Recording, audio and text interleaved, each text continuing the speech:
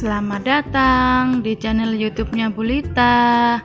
Assalamualaikum warahmatullahi wabarakatuh. Teman-teman, hari ini kita belajar lagi ya. Hari ini kita belajar tema 6, cita-citaku, subtema 3, hebatnya cita-citaku, pembelajaran kedua. Sebelum belajar, jangan lupa kita untuk berdoa dulu ya, agar ilmu kita bermanfaat dan mendapat berkah. Amin. Meskipun kita belajar dari rumah, jangan lupa protokol kesehatan harus kita jaga, yaitu memakai masker, memakai hand sanitizer, menjaga jarak, cuci tangan pakai sabun di air yang mengalir. Oke teman-teman? Sebelum belajar, ikuti petunjuk ini ya. Berdoa terlebih dahulu. Kerjakan setiap bagian sesuai dengan petunjuk yang diberikan. Silahkan bertanya kepada orang yang di sekelilingmu apabila kamu kurang paham atau belum jelas. Hubungi gurumu jika mengalami kesulitan dalam memahami belajar mandiri ini. Selamat belajar teman-teman. Belajar dari rumah, aku bisa. Teman-teman, perhatikan gambar berikut. Pernahkah kamu menemui anak-anak yang bekerja menjadi pemulung seperti gambar ini? Pernahkah kamu berpikir mengapa mereka bekerja di usia muda mereka? Apakah yang dilakukan mereka? Apakah peran mereka di masyarakat?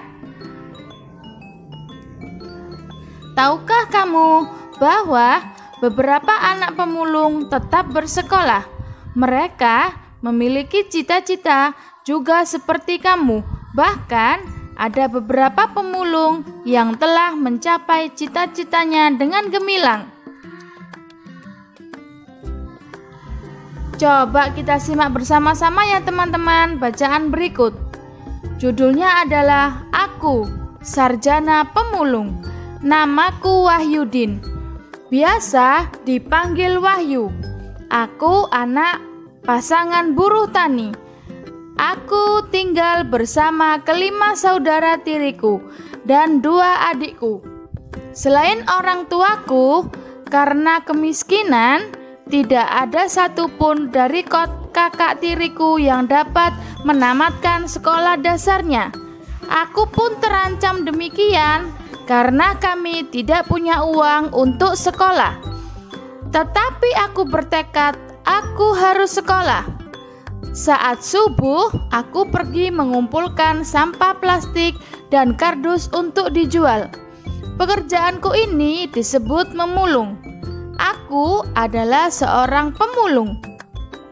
Hasil dari memulung digunakan untuk membayar uang sekolahku. Aku memulung sejak usia 10 tahun pada saat aku duduk di kelas 4 SD. Untuk menamatkan sekolah dasar, aku perlu tambahan biaya.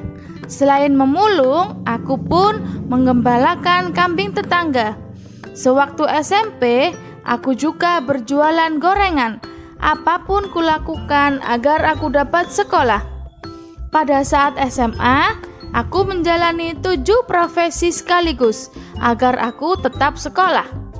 Tetapi meski demikian, aku selalu dapat menjadi juara di sekolahku. Pada tahun 2013, aku telah menyelesaikan kuliahku di Jakarta dengan tetap menjadi pemulung. Lalu, aku mendapatkan beasiswa untuk melanjutkan kuliah kembali di ITB atau sekarang yang disebut dengan Institut Teknologi Bandung yang kini hampir selesai. Aku bangga telah mencapai cita-citaku untuk terus sekolah, meskipun dengan perjuangan yang panjang dan berat.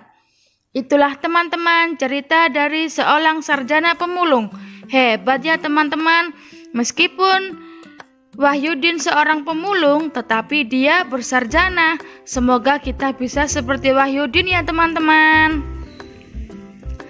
Nah teman-teman, setelah kita membaca cerita tentang Wahyudin, perhatikan diagram berikut ini. Wahyudin juga mengalami halangan yang harus dihadapi teman-teman, yaitu keterbatasan biaya atau ekonomi keluarga yang menjadi halangan yang harus dihadapi Wahyudin. Tetapi meskipun demikian, Wahyudin juga memiliki sikap bekerja keras, tidak mudah putus asa, dan disiplin. Usaha yang dilakukan Wahyudin agar menjadi sarjana adalah menggembala kambing dan memulung. Sekarang Wahyudin bercita-cita bisa terus sekolah. Prestasi apa saja yang pernah dialami Wahyudin karena usaha dan kerja kerasnya? Prestasi yang diraih Wahyudin karena usaha dan kerja kerasnya adalah berhasil meneruskan sekolah hingga ke bangku perkuliahan, mendapatkan beasiswa, dan lain sebagainya. Apa kesimpulan terhadap usaha Wahyudin untuk meraih cita-citanya? Kesimpulannya, atas usaha Wahyudin untuk meraih cita-citanya adalah bahwa segala hal yang dicita-citakan akan terwujud apabila kita pantang menyerah, kuat dalam tekad, dan terus berusaha. Dan jangan lupa untuk selalu berdoa ya teman-teman. Nah teman-teman, tadi kita sudah membaca cerita. Sekarang kita akan membaca puisi tentang seorang pemulung. Judulnya adalah Sahabatku Seorang Pemulung, ciptaan Dekaritas.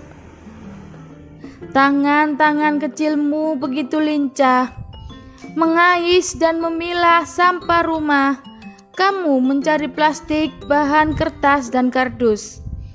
Berbekal karung dan tongkat kecil, kamu mencari dan menemukan barang-barang yang telah dibuang pemiliknya untuk ditukarkan kepada para pengepul. Aku mengagumimu, sahabatku. Kamu tidak pernah menyerah, kamu tidak pernah mengeluh, kamu selalu bersemangat. Semoga kami dapat mencapai cita-citamu, seperti aku pun berjuang untuk itu. Mari kita saling mendukung untuk menjadi yang kita mau.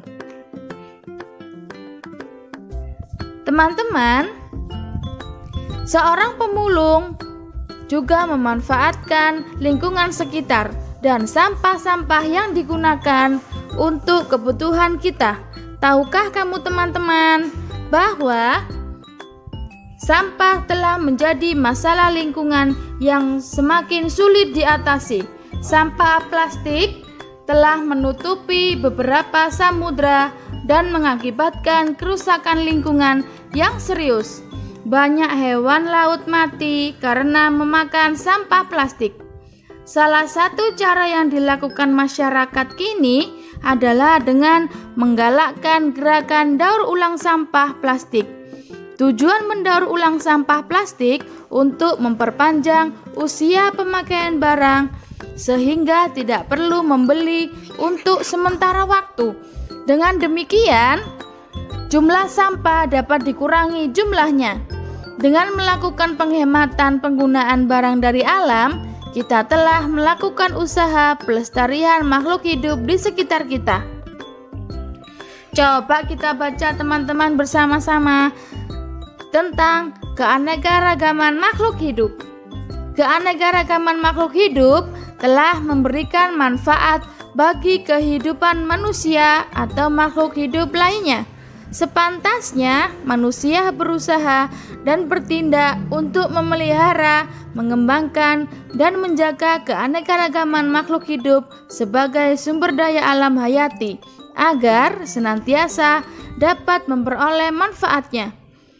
Masyarakat dunia sekarang harus segera bertindak melestarikan keanekaragaman makhluk hidup. Dampak buruk yang diakibatkan kepunahan makhluk hidup telah merugikan bagi manusia itu sendiri. Di Indonesia, banyak jenis hewan dan tumbuhan asli Indonesia berada di ambang kepunahan, bahkan beberapa sudah punah. Pelestarian makhluk hidup dapat dilakukan melalui cara-cara diantaranya sebagai berikut. 1. Upaya pelestarian tumbuh-tumbuhan. Upaya yang harus dilakukan adalah kebun koleksi, kebun plasma nutfah, dan kebun botani.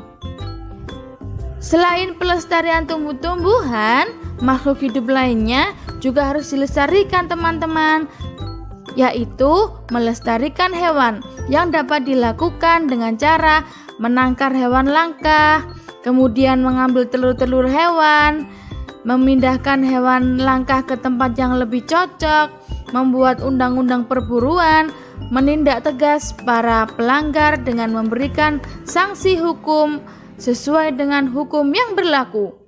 Semua itu dilakukan untuk melindungi keanekaragaman Indonesia, teman-teman. Selamat belajar ya, teman-teman. Untuk materi selengkapnya dapat kita baca pada buku paket tema 6 pada halaman 112 sampai dengan 118. Selamat belajar dari rumah ya teman-teman. Tetap semangat. Wassalamualaikum warahmatullahi wabarakatuh. Dadah teman-teman.